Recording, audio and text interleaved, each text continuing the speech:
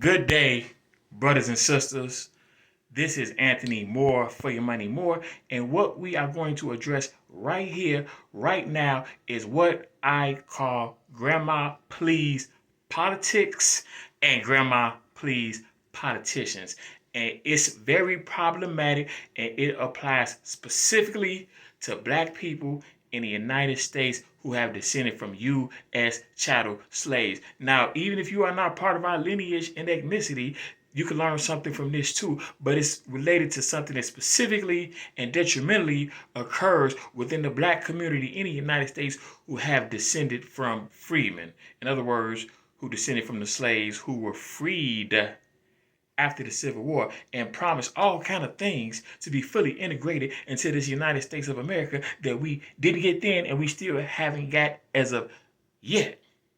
So what is Grandma Please politics and who are Grandma Please politicians?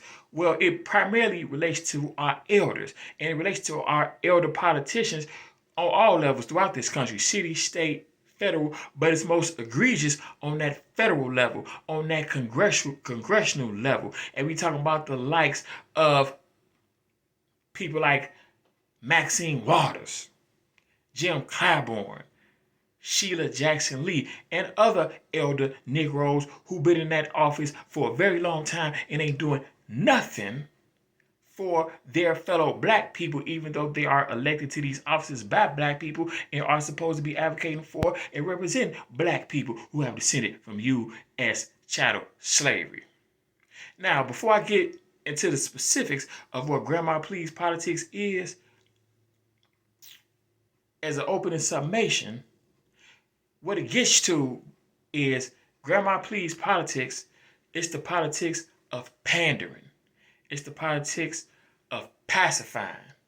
It's the politics of placating. It's the politics of shucking. It's the politics of stepping. It's the politics of jiving. It's the politics of fetching. And let me give you further context to really break down what it gets to. Because a lot of times, especially when we are younger and we are facing challenges, we are facing obstacles, it helps to get encouragement and consoling, caring words from from our grandma or other grandmotherly figures, maybe your great auntie, an older revered family friend. And we need both that. We need that granddaddy energy and that grandmama energy. We need both because sometimes we need that more masculine kick in the behind. But at the same time, we also sometimes need that encouragement, that empathy, that consoling. You need both. And so, a lot of times, when you're going through struggles, when you're going through challenges, when you're going through trials and tribulation, when you're going through obstacles that you don't know how you're going to get through, but you know you just got to hold on for a breakthrough. It helps to have that encouragement from like I said, a grandmotherly, elder, wise, loving figure. And so let me break down. Let me give you an example of what I mean. Say it's a person that's went through some things and their grandma be like, child, baby, it's going to be okay. Baby, it's going to be okay. I know all might seem lost, but child, it's going to be all right, baby. I understand that your arm got shot off, but baby, one arm is better than none at all, okay? It's people out there with no arms. Child, you still got one. Hell, your arm, who knows, your arm might grow back. I mean, hell, with science and technology, hell, anything is possible, child. You gonna make it. You just gotta hang in there. Now take that one good arm and wipe them tears from your face, baby. You got this. You still here. And you here for a reason, child. Now, in those times of need, it helps to have that encouragement. It helps to have that seasoned encouragement from a seasoned, seemingly wise elder figure. You need that motherly nature, that motherly encouragement, that motherly love. However, let's say this in a scenario, this same grandmother has been put in charge of a financial trust with $1 million that's specifically designated for you to be spent on your behalf and your benefit. And maybe before you get control of it, you had to reach a certain age, and or you had to reach certain benchmarks of achievement. And so say this same grandmother who's giving you encouraging words, she is not paying your medical bills for getting your arm shot off, even though your medical bills is piling up, even though you deep in medical debt, even though the money for the trust is for things such as these, and it's more than enough money in the trust to pay your medical bills. Well, at that point, now, if all grandma got to give is encouraging words, and they come from the heart, those encouraging words could go a long way. But if grandma got financial resources that are supposed to be spent for you and have been designated for you, and grandma is not spending those resources on you when you greatly need for them to be spent on you, at that point, those encouraging words are an insult. If that's all she giving, but she ain't putting that money where it need to be put. At that point, it's like, what's going on, grandma? Hold on, grandma. Slow it down, grandma. Back the hell up, grandma. What's really going on, grandma? I might have to put you in an old folks' home, grandma. I might have to get somebody who do this job right, grandma. Hey, what you got some explaining to do, grandma? Hell no, grandma. And see, that's what we dealing with these politicians, such as the people who are referenced. Maxine Waters, Jim Clyburn, Sheila Jackson Lee. They pander. They pander and placate us instead of advocating for us, which is what they are supposed to do. Because they do only what they are allowed to do by the white supremacist power structure that buys them off, just like it buys pretty much all these politicians off, especially on the congressional level, but even on the local state, the state and city levels as well. But these people are part of the Congressional Black Caucus, and yet they do not advocate for black people. And the whole point of a caucus based on race, based on ethnicity, is to advocate for that ethnicity. That's the purpose. That's the null purpose. That's why you got the Asian caucus. That's why you got the Hispanic caucus. That's why you got all these different African ethnicities who are not U.S. descendants of chattel slavery caucuses. It's supposed to be advocating for your group, yet these Congressional Black Caucus Negroes, all they do is siphon and subsume our vote and our political capital on behalf of a white power structure that takes everything and gives us nothing, and that's the design of the system, and they perpetuate it instead of leading the charge, because they are in positions to help facilitate the charge and actually provide resources. They subdue the charge. Because it's just like that grandma. These people are positions, they are in the highest political body in the country, really in the world, in terms of Congress, as far as the United States Senate and the United States House and the president collectively being in charge of the world's greatest military by far, being in charge of the world's greatest, most powerful, most prevalent financial system. These people are in a position to make change, to bring resources, to promote policy specifically for us. And yet they advocate for DACA, but won't advocate for their own people, won't advocate for reparations. And again, the purpose of a caucus is to advocate for your own people. That's what they are there for. America is a country that's founded upon race and based on race, especially with us, U.S. descendants of chattel slavery, being this nation's race designated as its bottom caste and tend to be permanent underclass. And so them knowing that, but still selling us out, deceiving, misleading, providing all kind of pandering, controlling words, but not providing policy. Because this is Maxine Waters. This is the way she talks. Child, you just got to go vote. You just got to vote. You just got to go to the polls. This is the most important election of your lives. Y'all notice how every single election is the most important election of our lives. You just got to vote them horrible Republicans out of office. You seeing what they done with Roe versus Wade? You seen it. And Mistress Pelosi has given us our marching orders. And hey, these white women are pissed about them trying to stop them from killing their babies. And if you know white folks like I do, child, you know white folks don't like for nobody or nothing to get in the way of them killing who and what they want to kill when they want to kill it.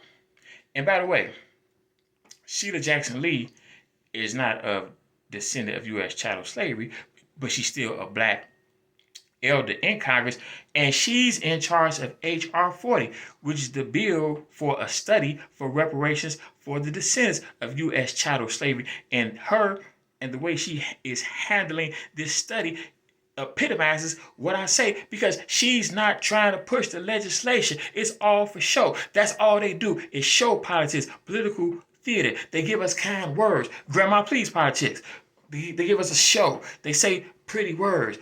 They encourage us to vote so that we, even though voting is supposed to be an exchange, you are supposed to get something from the politicians who you vote for.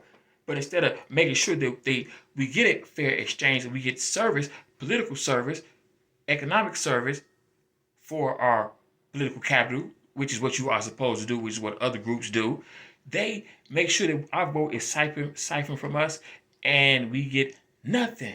And the thing is, okay, at this point, even though Sheila Jackson Lee is not a U.S. descendant of chattel slavery, hell, if she was actually fighting for this bill and advocating for this bill, I would still be with her and would still be supportive of her. At this point, hell, I wouldn't mind if a white person was in charge of the bill. I mean, it's a damn shame, but these people need to be shamed. These black sellouts all across this nation, not just in Congress, but on every level, like I said before, city, state, federal, all throughout this country, who sell out their own, they have no shame. But with the behavior that they do is shameful, but yet these people have no shame, so they need to be shamed. So considering that they only like to do stuff when white folks tell them to do it anyway, hell, maybe we need a white person to be in charge of pushing for reparations for black people who have descended from U.S. chattel slavery. It's a damn shame, but it's the reality of the situation that we in, that this might be necessary, because they seem to be responsible to doing what white folks tell them and allow them to do.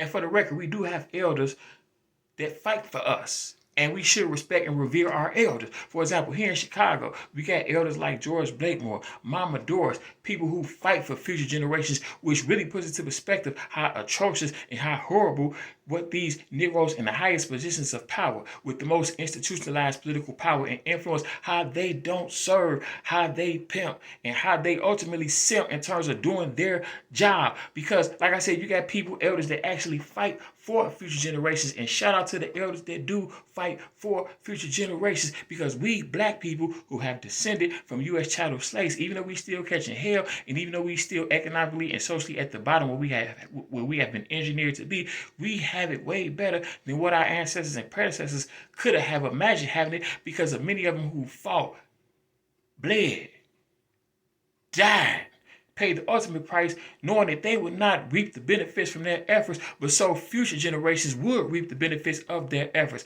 And so even though they might not have been able to imagine having it a certain way in their day, they could imagine future generations having it better in our day. And they fought, and people like the elders that I mentioned are fighting for future generations, even though they know that they might not live to see the fruits of their labor, but knowing that as elders, they have an obligation to pave a way and make things better for the future. And so for these Negroes to be in the highest political body in the land, in the world, and for them to not advocate for future generations, knowing our legacy in this country, knowing our struggle in this country, knowing the reason that we only can vote for them or anybody else because of the generations that came before us, and yet they want to siphon our vote and abuse our vote and pimp our vote, because the people that marched, bled, went through all kind of unimaginable terror and hardships for us to get the right to vote. They didn't fight for us to get the right to vote just so we could say I voted and put on the sticker, hey, I voted, and brag about voting. No, voting was a means to an end.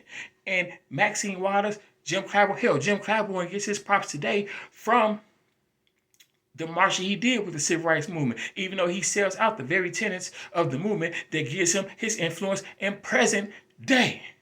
And so for them to be contemporaries with people who marched and fought and died during the civil rights movement, and for them to not perpetuate that legacy and further that legacy, which was all about making a better day and a better way, not just for present day, but for future generations to come, and for them to be in the best possible position to do so as far as institutionalized politics in the United States, and them not do it, instead do the opposite, that's absolutely unacceptable. So when it comes to this grandma please politics and these grandma please politicians, such as this Congressional Black Caucus, the CBC, instead of calling themselves the CBC, they need to call themselves the CWFWFC, the Carrying Water for White Folks Caucus, because that's what they about. So As far as this grandma please politics, this oh child everything this politics of controlling words, this politics of placate, this politics of hey baby it's gonna be all right. All you do is just gotta go. Whoa, keep your head up, keep a smile on your face. That kind of pandering, placate, pacifying politics instead of that politics, this grandma please politics and these grandma please politicians. No, this is a new day, new era, new paradigm. We need a new politics that leads to the new economic paradigm and dynamics and realities that we need to create in this new modern day, unfolding still yet to be determined new emerging global economic paradigm. So as far as these grandma please politics and these grandma please politicians, they gotta go. Peace. Anthony, more for your money, more. I'm out.